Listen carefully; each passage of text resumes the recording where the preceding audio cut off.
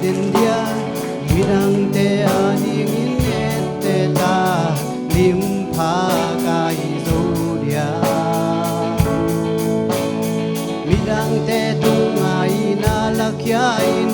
gen thei liang vai pan pi ngai te pan pi midang te ading in bual zo na kai zo liang tu pa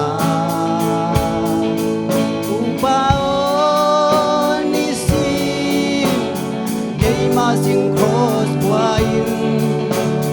kita kinanung kong zui ken nuam hi nang put bang lu sim ne inaong nei sakin nang dei bang hung hi zo sakin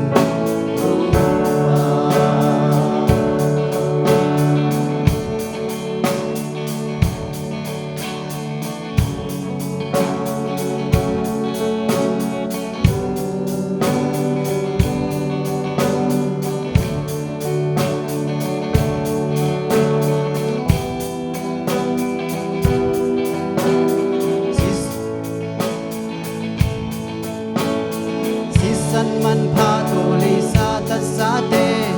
Jesu ke punga ku kin in biani ama hong sin sang mun tak sia ni tui in jin som cha le midang te tung ai na la kya in ken thei liang vai pan pi ngai te pan pi midang te a ding in kual zol na hi dong yang to pa o ni sim ke ma sing cross quain kita kin anung kong dui ken nuam hi nang put bang lu sim ne inaung nei sakin dei bang hong hi zo sakin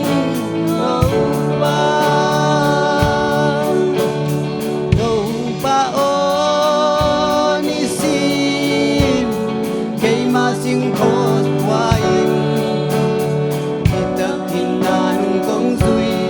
ten nuam hi nang put bang lu sim ne inahong ne bang hong hi zo sakin lo pa nang siam bang hong siam zo sakin lo pa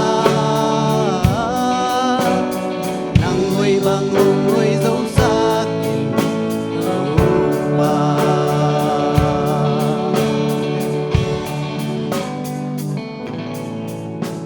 lung na me to pan piak sak taen